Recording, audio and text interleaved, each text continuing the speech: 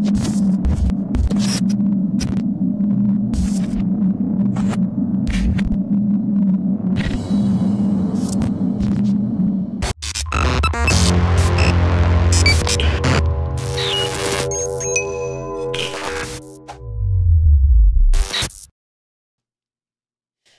everyone. Today we learned about the passing of a true comedy legend. More than that, he was an incredibly kind and generous man and truly a friend to our tiny little family here. Louie Anderson was one of the first big guests to appear on Pop Culture Warrior very early on. He never served, but he definitely had military ties, and he definitely had the deepest respect and admiration for all of our nation's warriors. He never missed an opportunity to talk with military members or veterans, and of course, to make them laugh. When me and Louie's paths crossed at an event, it was for Wounded Warriors. And I had only launched Pop Culture Warrior just a few months prior to that. So I joked with him and I said, "Man, if this show catches on and I become a big deal, I'd love to have you come on as a guest." He didn't hesitate for a second, and he said, "Why wait?" He said, "Let's do it now." And within a few days from that moment, I was interviewing this incredible man. I had such an amazing time chatting with him and getting to know him for over an hour. We talked about everything from his childhood to his comedy career, the eventual turn into TV and movies.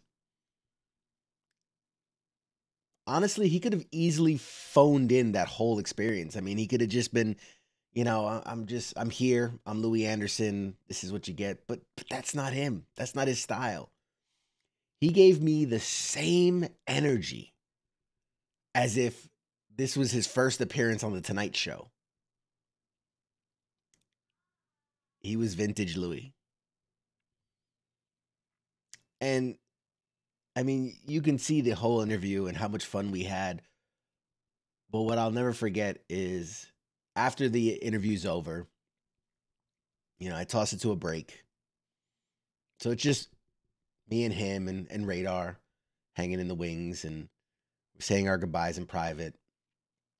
He could have easily just gave off that courtesy, "Hey man, thanks for having me on," and then hung up. But again, that's not Louie. He took those last few minutes with me to give me his most humble thanks for allowing him to come on my show. It might have been him just being nice too, but he also told me that in his 30 years of being in the business, this was the best interview he had ever had. He didn't need to say that, but he did. He said that anytime I wanted to do a part two, he would love to come back and talk more. He took those last few minutes. He gave me some advice about comedy and about show hosting. And then in truly Louis fashion, right as we're about to say goodbye, I had the audience still waiting for me, and here we've been talking for like 5-10 minutes. He didn't just say goodbye. No, no.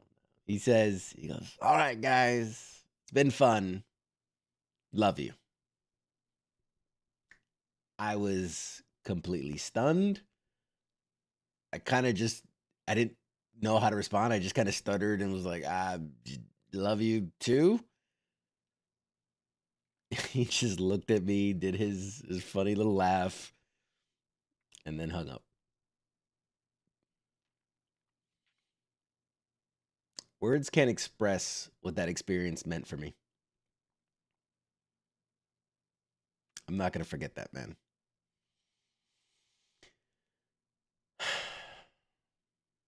Louie Anderson passed away today from blood cancer at age 68. please watch with us one of my all-time favorite interviews as we sit here, celebrate the life and times of this incredible man. Ladies and gentlemen, one last time, Louie Anderson.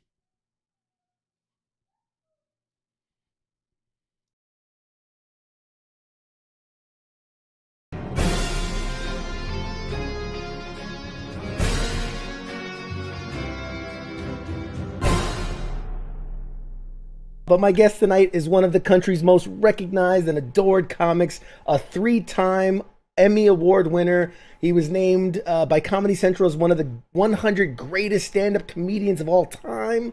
His career has spanned more than 30 years. He's a best-selling author, a star of multiple stand-up specials, sitcoms, TV shows, and he continues to tour around the country, nationwide, worldwide even.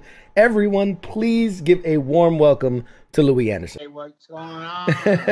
There he is. Man, you look fantastic, first of all. Culture warrior. Thank you for that. I appreciate that, man. Yeah, we're going to hire you to do our next commercial, so we appreciate that. You look fantastic, by the way. Thank you so much for coming on.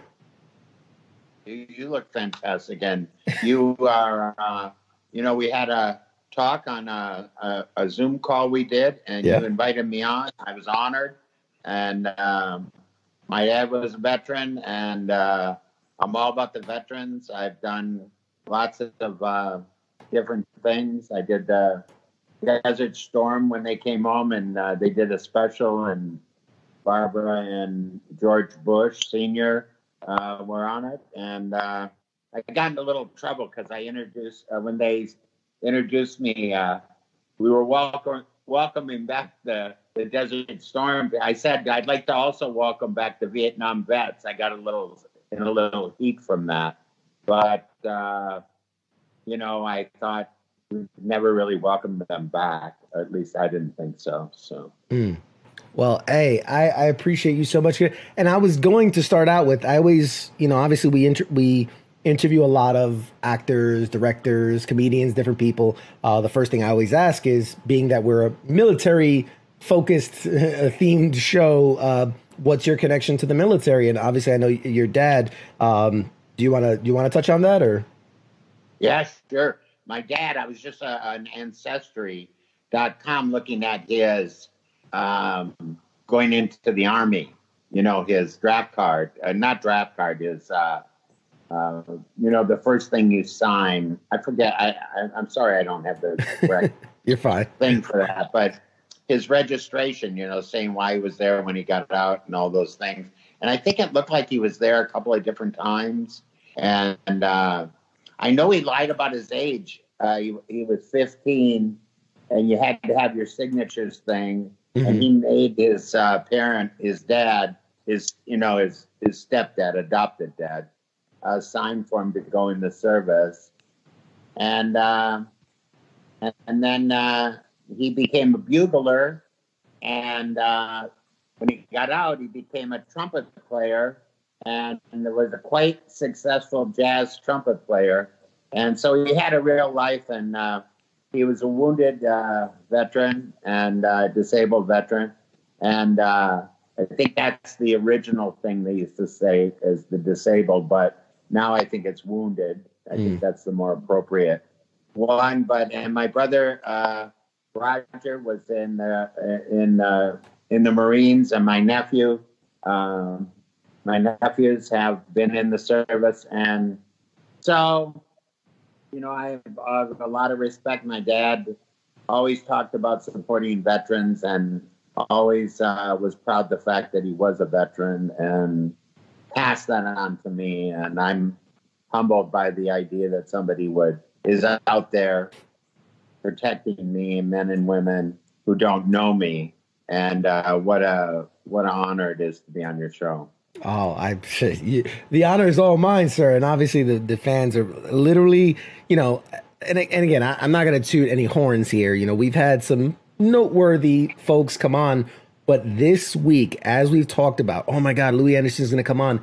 I have been inundated with people going, "Oh my God, I love Louie. Oh my God, I loved, Life with Louie in the show, and I loved him in." All right.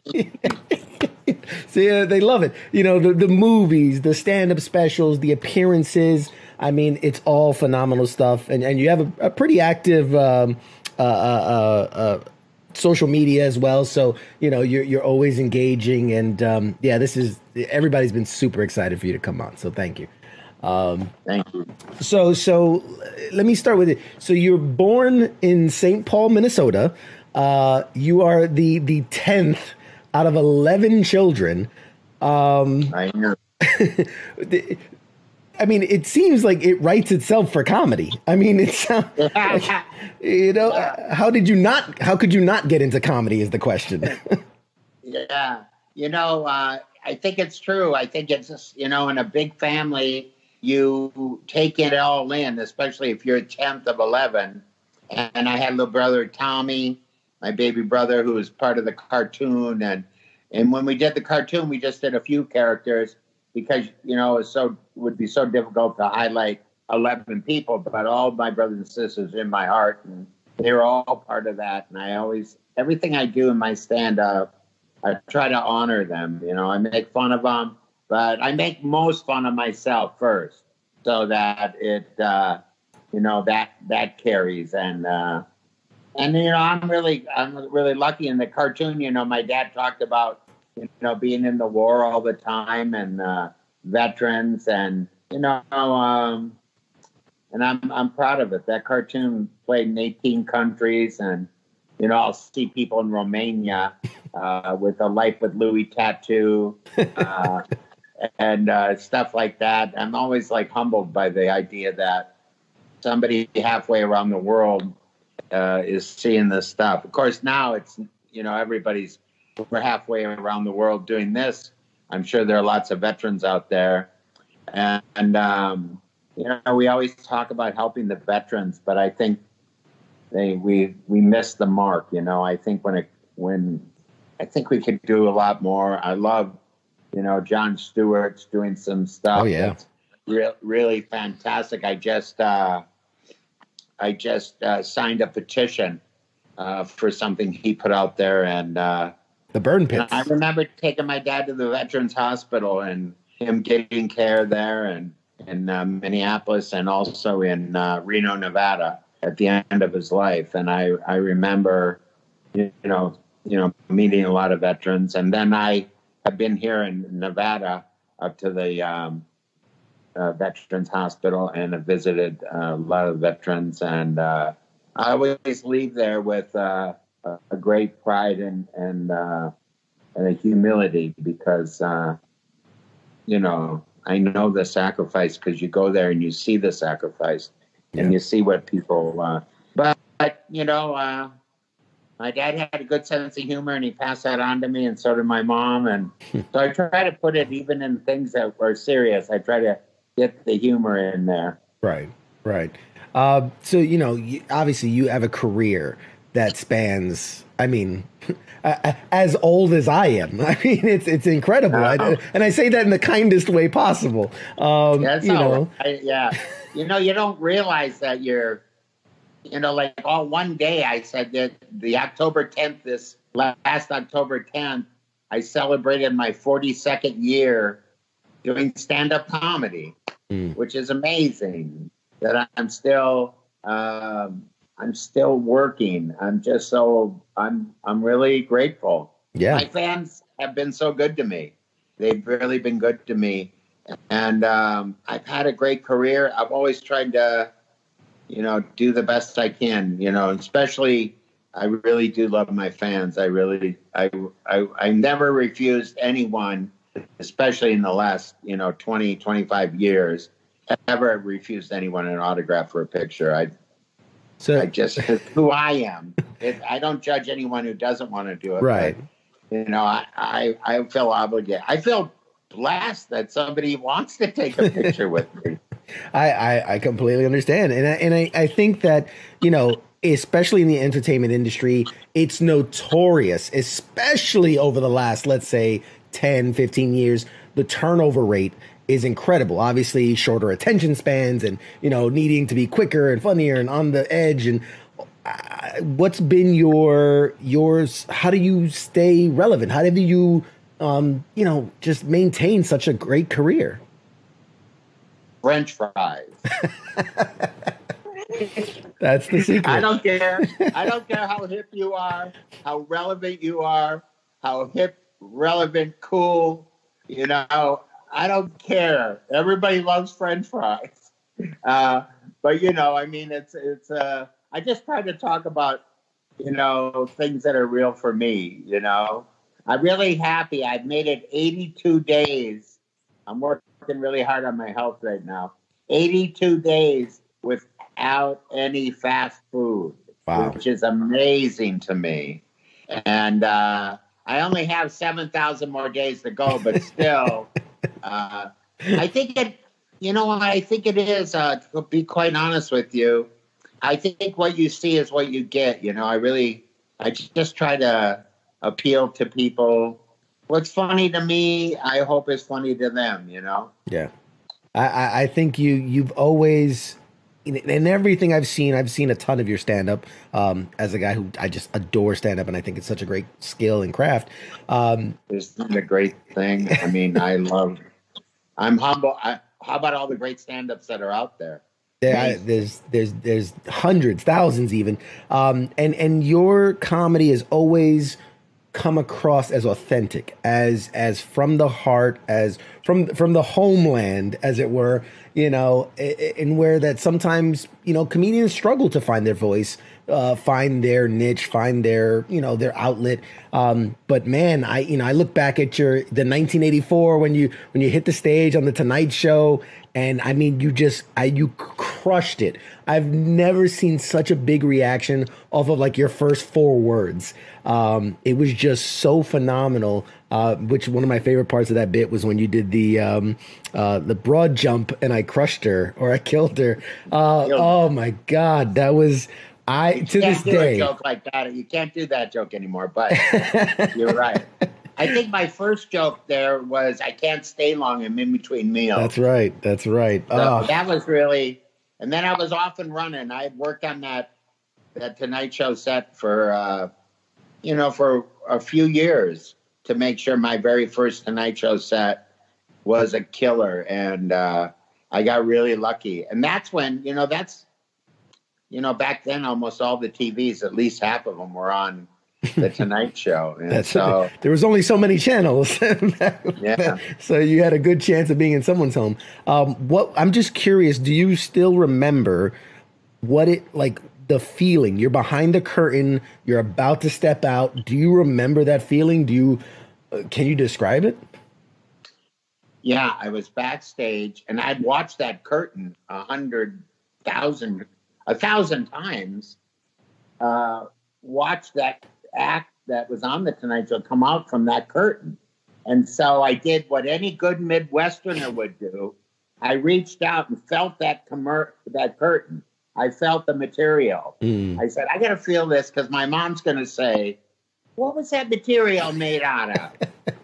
And I remember that. I remember all of a sudden, we're just back there. I was with the talent coordinator, and then the band was blaring, and it started to die down, and a big spotlight lit up the front of that curtain that I was behind.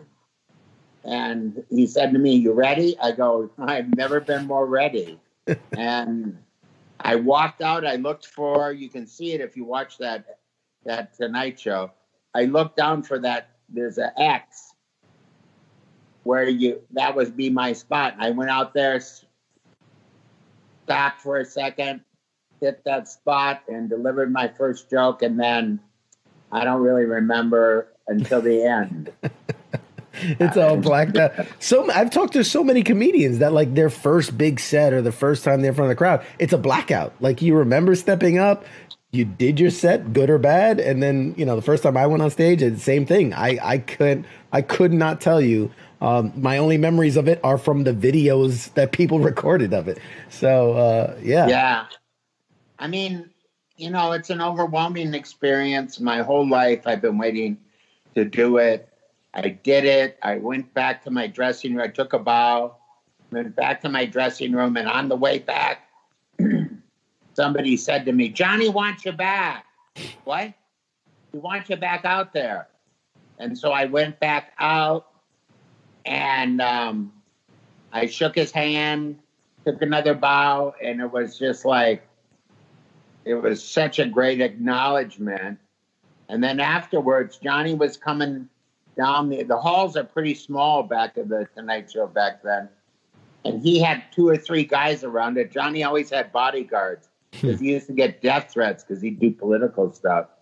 And he leans in my little dressing room area and says, "Great set, great shot, Louie. Good job." And I was like, "Whoa, that's Johnny Carson, baby." And I mean, it was a mirror. It felt like felt surreal, but very satisfying. I can't imagine. I can't imagine. And you know, obviously you got welcomed back many times and you did many appearances. I mean, I'm just curious, you know, like you said, you nailed that first appearance. It's something you had honed for a long time. You know, how soon are you going back up there, and were you as prepared the second time? I was. I'll tell you a funny story. I couldn't get on the Tonight Show for a couple years. They wouldn't let me on. The guy who booked it didn't like me. And so that's how life is, though. You know, you have to wait it out sometimes. And during that time, I prepared another 8 Tonight Shows. So I always tell people, you cannot be too prepared to become famous or popular or successful.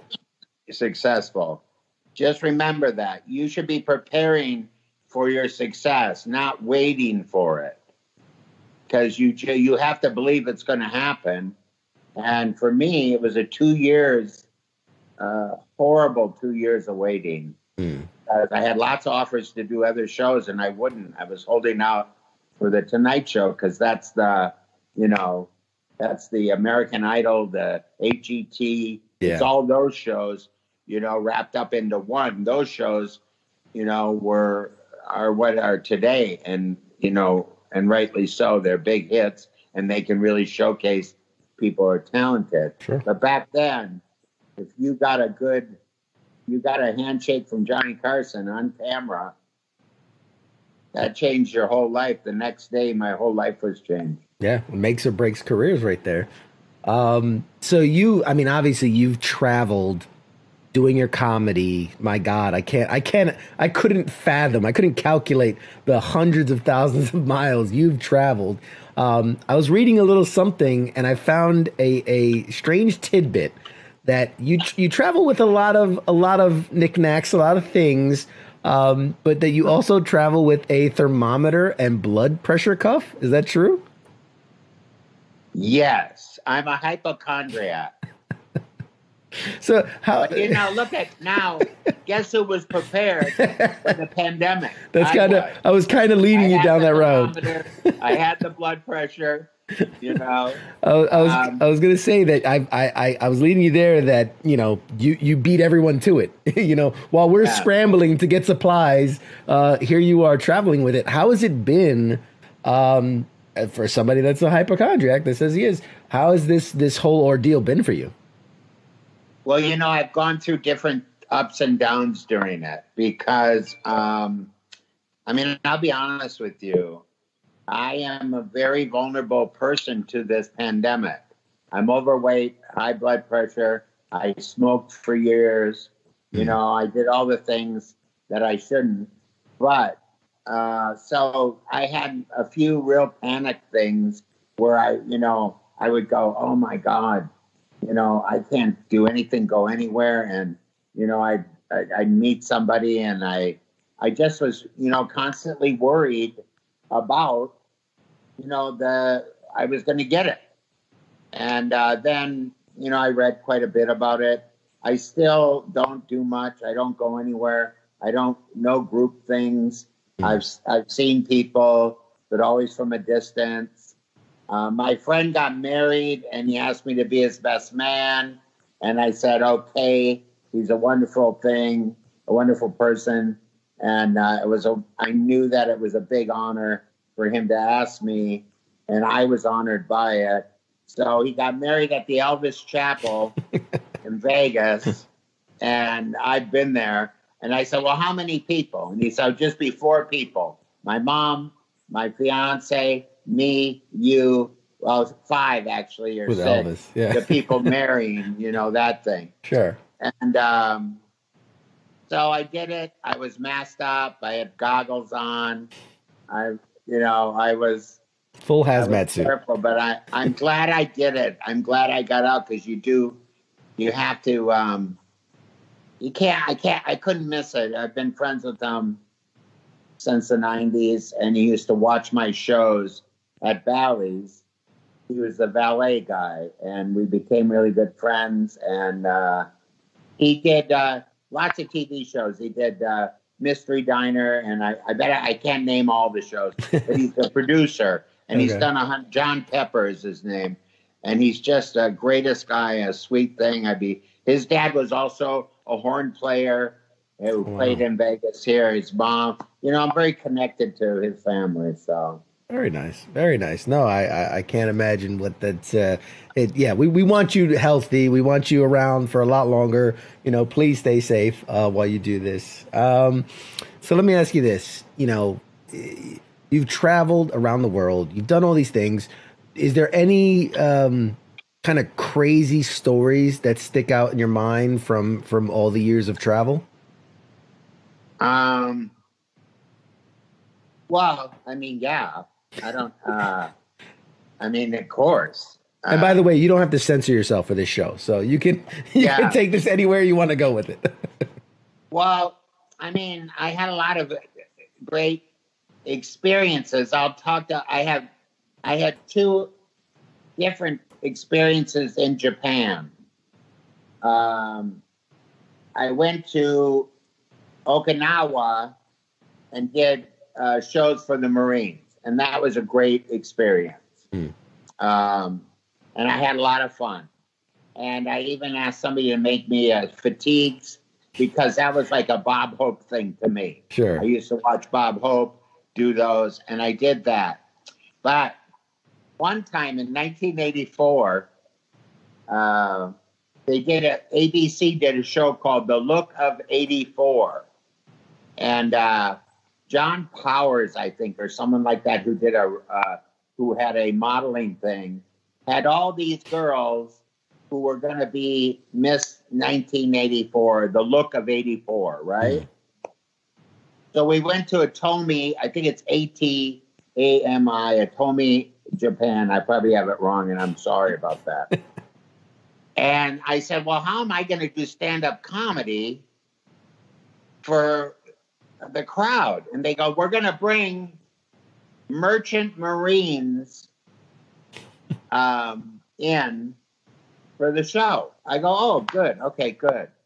So we go to tape the show. It was really a lot of fun. And the day of the show, there's a typhoon watch.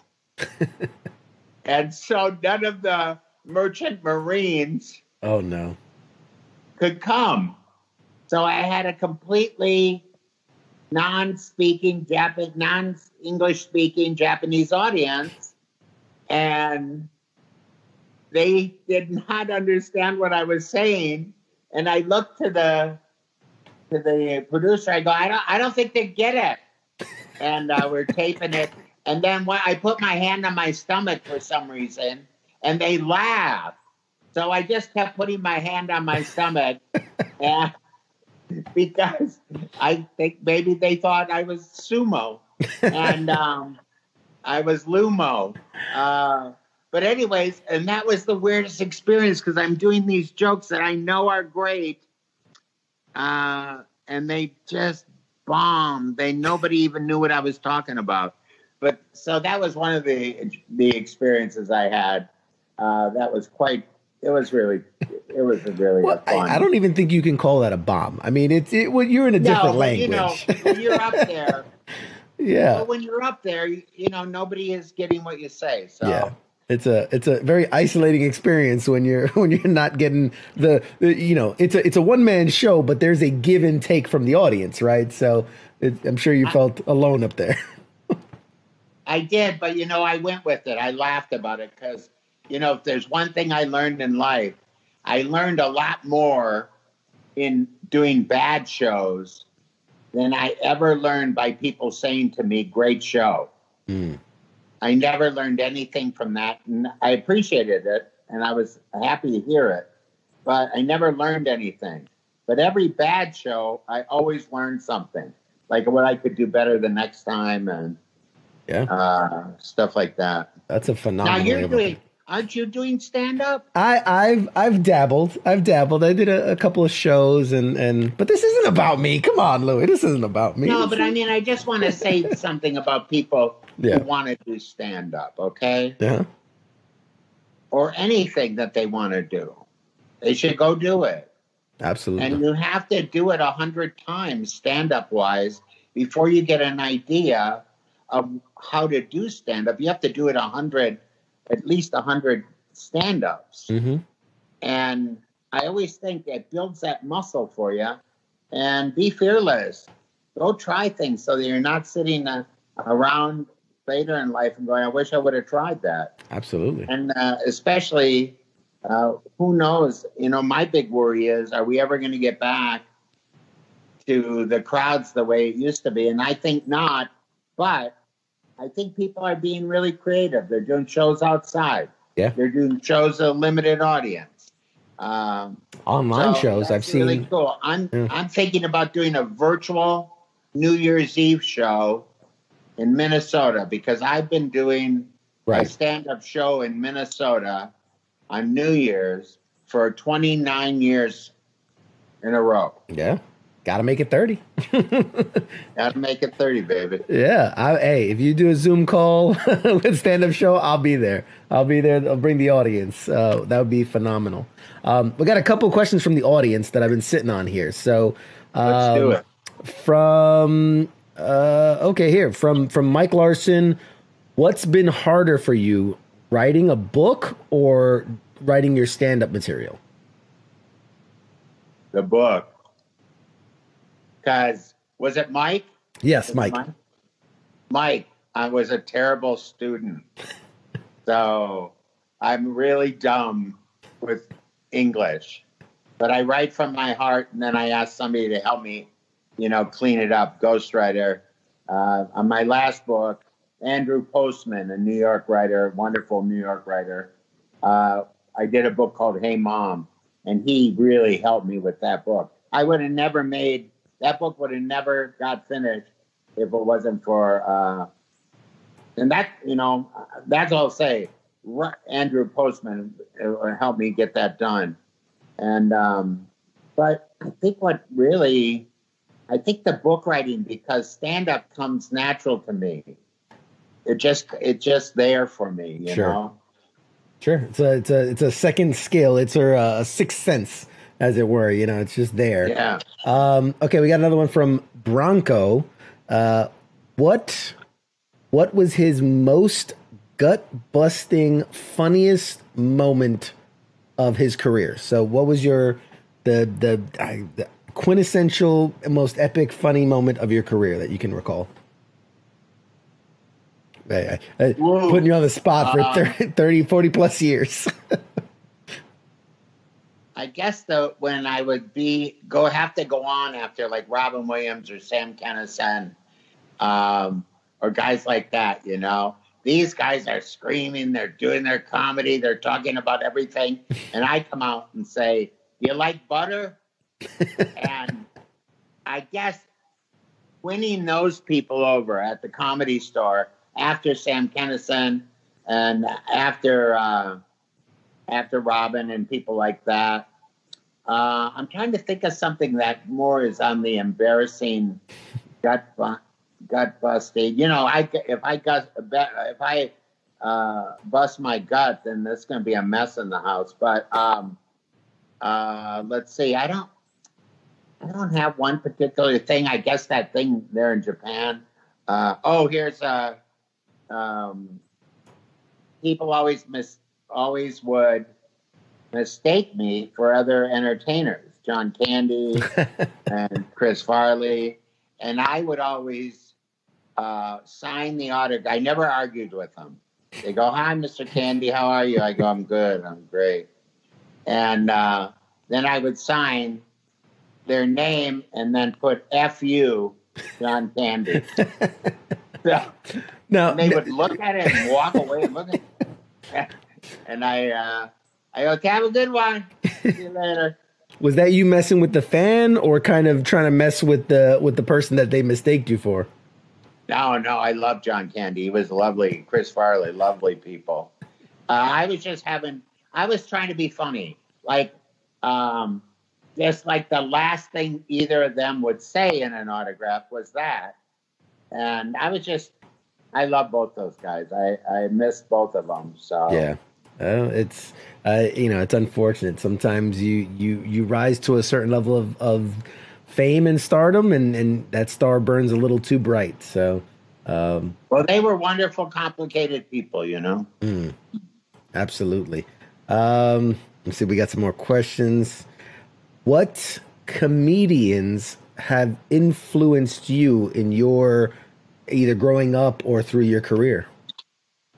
Well, Jack Benny, Bob Hope, Johnny Carson, Jackie Vernon, Richard Pryor was a huge influence on me. And people go, "Well, you have such a different act than Richard Pryor." But one thing, Richard Pryor, I watch him at the Comedy Store when he would work.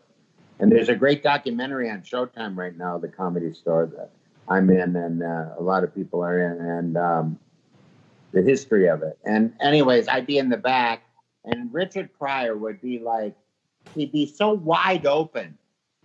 Just his heart would be out there. Everything about him would be just wide open. And I go, wow, he's just being so honest and forthright and super funny. Sure. But I would watch him.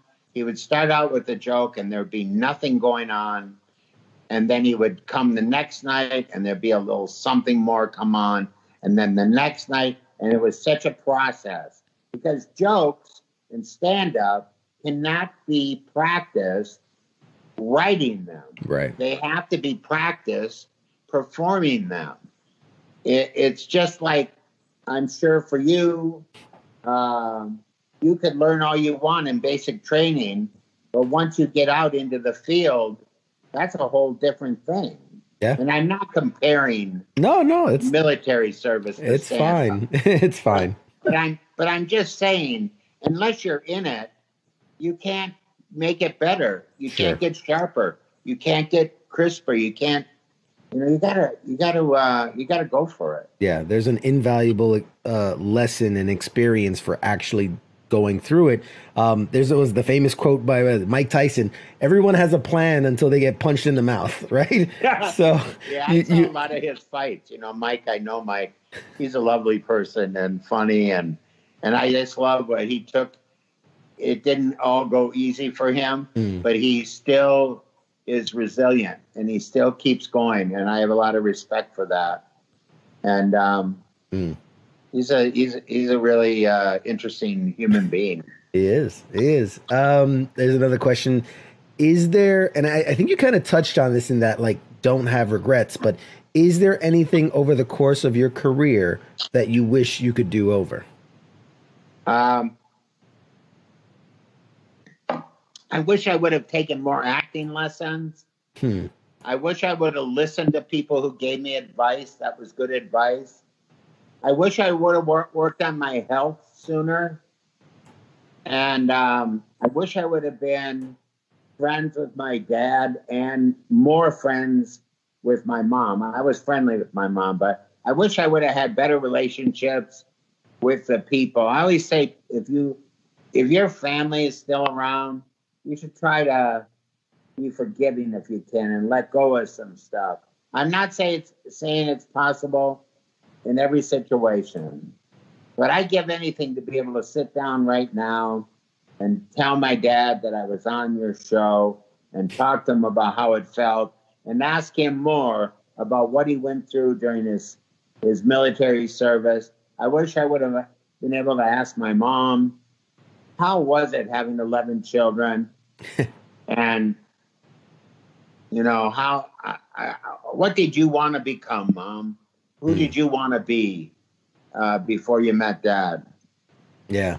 Yeah. I'm right there. I lost my mom many years ago, and I think about that all the time because it was, again, not about me, but it was in that age where I'm like, I'm my own man. And then you look back and you go, wow, these are real people that I wish I could know better and I could ask these questions. So I feel I completely understand. I tell you what, it was helpful to me in both those, with both my mom and my dad. I wrote letters to them long after they died. And it really helped me a lot to get it all out. Yeah. It's funny enough. We always kind of, in all my interviews, we always kind of tend to touch on mental health and how important it is. And especially as men, where there's that toxic masculinity of where, tough it out and don't talk about your feelings. We don't cry and all these things. How big has kind of your own mental health played a part? What do you do to stay mentally healthy? Well, I go to meetings. I go to some 12-step meetings, and they're really helpful. But, I did a lot of therapy, and therapy really made my life much easier. And I encourage people to reach out, and especially people who are really struggling and suffering. Don't do something that's permanent when you are dealing with a temporary problem, because all the worry and anguish that you go through will eventually subside. It will pass, hopefully, especially if you reach out. Yeah. Because, I just think we don't put enough. We end up dealing with mental health one way or another. Right. We either help people get help with professionals and group settings and treatment and drugs or whatever they need, or we end up dealing with them when they've gone crazy or run out in the street or committed a crime or got involved with drugs or all those things. People don't seek out to cause trouble or to hurt other people.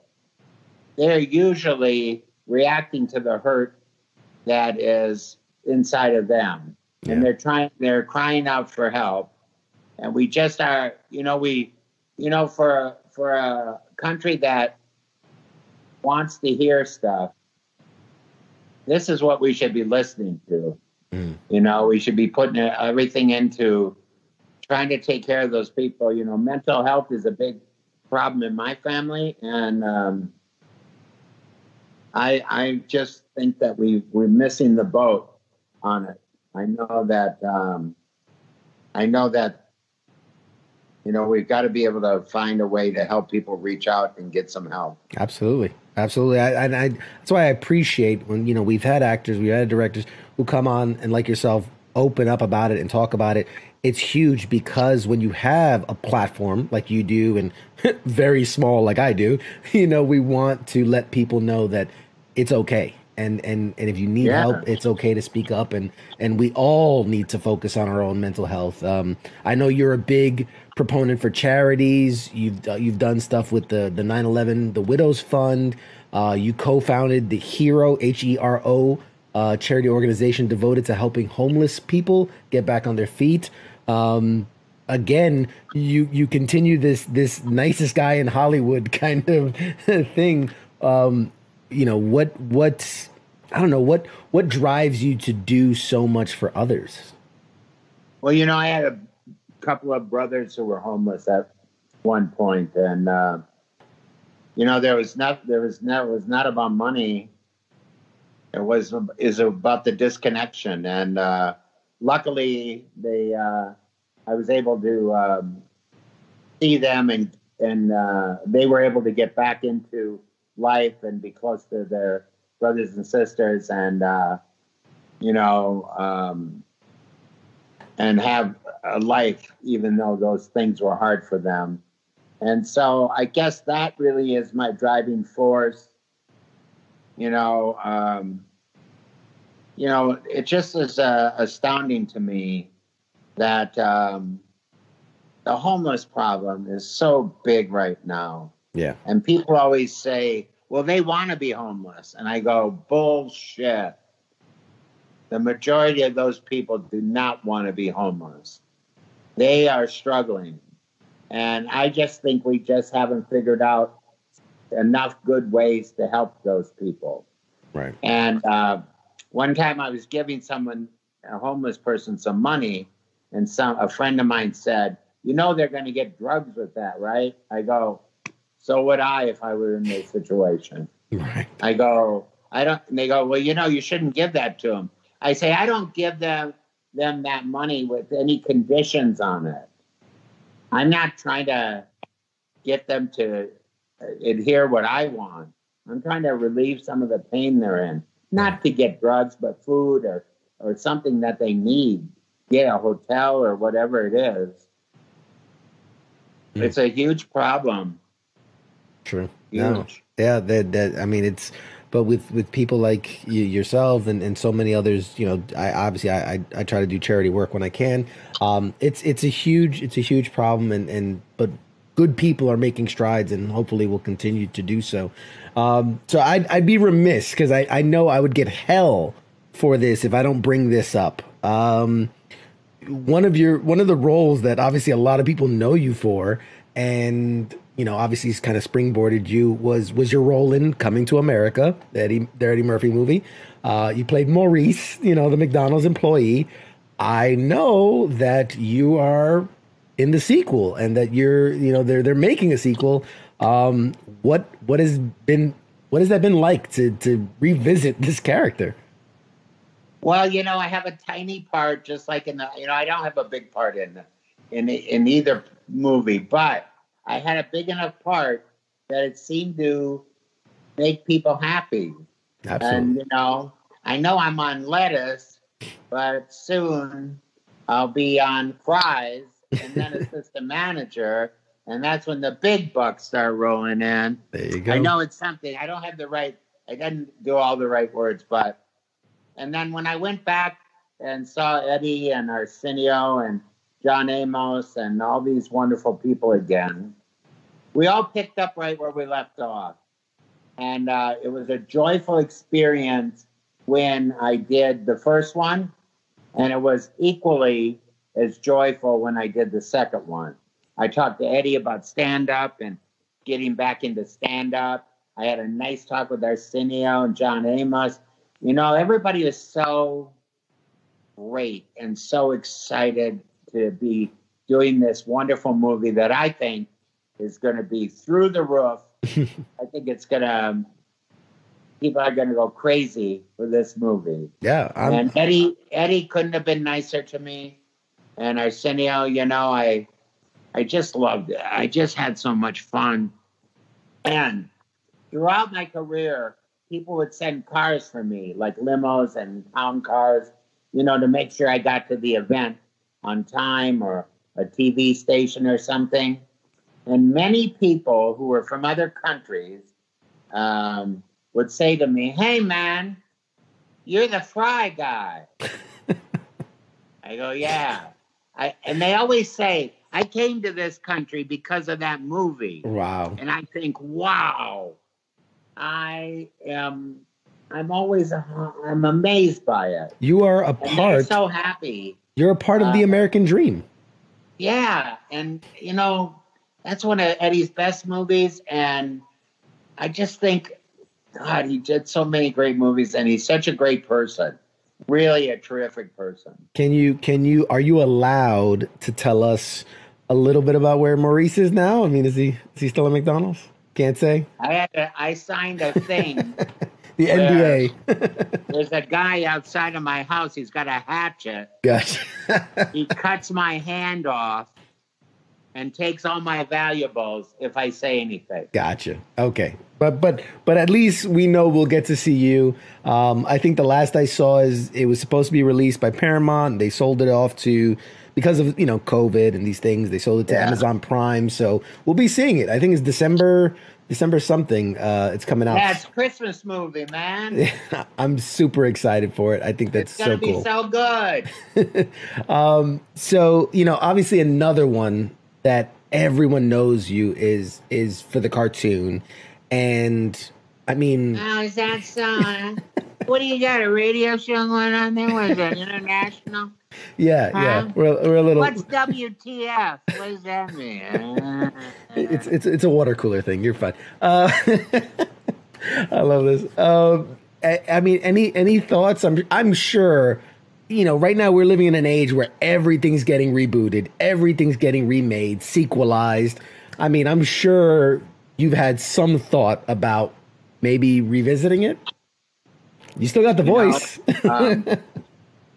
All right, I'm on WTF. Yes, we're working on trying to bring Life with Louie back, and we're really excited about it.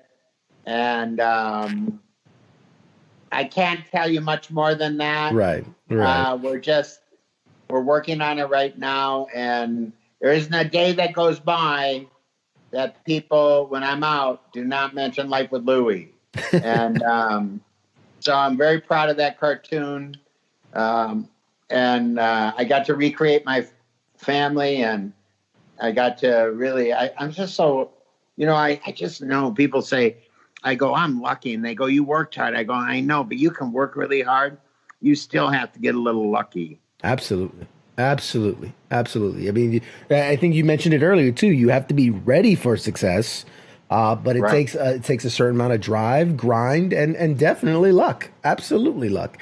I was pouring through kind of your TV, the stuff you've done, from Family Feud, all the different appearances on different shows. You even did, was it Splash, where you literally took a dive on reality TV, which I'm sure was a huge deal for you. Any of these moments that like really stand out for you? Yeah, Splash was really great for me. In fact, I always looked at it as my chance to climb the gym rope in school, right? That I could never get up. It was my chance to kind of do that. And I dove off, and I'm afraid of heights. And I dove off a 33 foot, 10-meter diving thing, and also dove off one with Kareem Abdul-Jabbar, who's a wonderful friend. And it was so great for me. It was one of the things that invigorated me. And J.D. Roth, who did The Biggest Loser and a lot of shows on TV, he was the executive producer. And God, it was so much fun. I cannot tell you how much fun it was for a fat kid to be on SportsCenter. I mean, there's a question in the chats, and that's why I kind of triggered this question, this thought is, for you, what's been the most, how did I end up here moment in your life? Like, how did I find myself in this situation? I think when somebody says to me, your book or your TV show or your time on Splash or the thing you said that you don't even remember saying sometimes, right, changed their life. And I got it from Baskets. A lot of people who say to me, I wish that Christine Baskets was my mom. Oh, wow. And I just, I honored my mom with that part and found all kinds of stuff. But I guess the fact that tonight you wanted to talk to me a fat kid from the projects of St. Paul. I think it says it all. How lucky I am, how grateful I am. And you know, when I was talking about the homeless, a lot of veterans are homeless. Yeah. And we gotta get out there. If there's anything I can do to help that situation, I'm here. I'm ready to go. Whatever I can do to be helpful in any of those situations. I'm sure somebody will hear it and want that help for sure. But I guess the thing is that people that don't even know you are thankful for something that you said or did, or you inspired them in some way. And so it's emotional. Yeah. It's an emotional thing for me.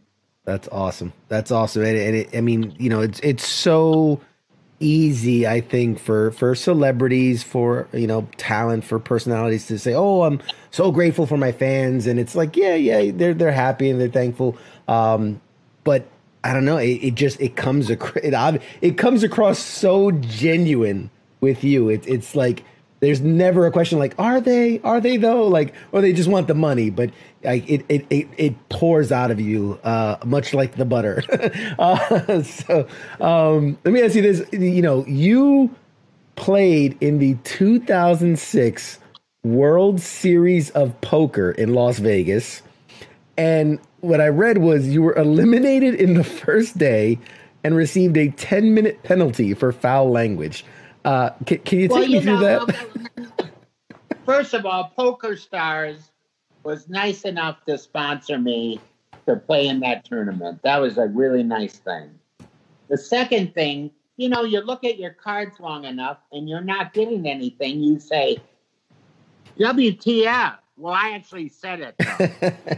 And you can't say that at a poker table. And I got sanctioned. And it was a great experience. That lasted 12 hours. I'm a terrible poker player, but I certainly enjoy it and have a lot of fun. You know, we grew up poor, so we had pennies, and we played for pennies and dimes and nickels. And we were always, you know, when you're poor, you look at life differently than when you're not poor. When you're poor, you're trying to get somewhere usually, and you know, I always wanted to get somewhere. Here I am. Yeah, I completely understand you. Listen, I could talk to you for hours. This has been incredible, but I want to respect your time. I know We'll do it again. Absolutely. Anytime you want to sit and talk. Let's do something again that we can. I had a wonderful time, honestly. Thank you so much. I really appreciate it. I want to give you the last couple, you know, seconds, minutes here. If there's anything you want to promote, if there's, you know, how can people find you and get connected with you? This is your platform now. Well, first of all, I hope everyone votes. I think it's a great honor and right to get to vote in this democracy. I hope that if people want to see me, I'm at Louie Anderson on Twitter and Instagram, I think on everything.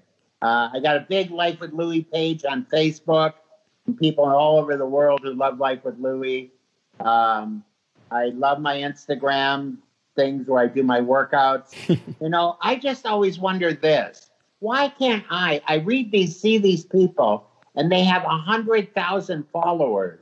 And I go, how do I get 100,000? I think I'm too nice. And people think, oh, he doesn't need it anymore. But I want to get 6 figures of followers. I enjoy social media. I try to ignore all the things that are hurtful. But I really enjoy it. I've connected with people on it. I've done some charity work through it. The holidays are coming. And I remember we used to get a basket from the church or the community center because we were poor with turkey and stuff in it. And I never forgot that. So during these holidays, if you could reach out, there's a lot of people who don't have anything to eat. So absolutely. I'm working with the four square 3 square, 4 square. I always get things mixed up. But here in Vegas, they have a very wonderful program of feeding people. And in Minnesota at Second Harvest and all over the country, there are lots of people. And man, I never forgot kindness that people bestowed on us. Absolutely. I appreciate it, and we're gonna help you bump them numbers up. We're gonna get you some followers. We're gonna get all the WTF Nation Radio faithful. We're gonna make sure they all follow and subscribe and engage with you, buddy. I really thank you so much for being on this. We will absolutely do it again anytime you'd like. I'm gonna toss this to break here, but you just hang there so I can talk to you offline. But guys, this has been Louie Anderson, and what else do you want? We'll be right back after the break, guys.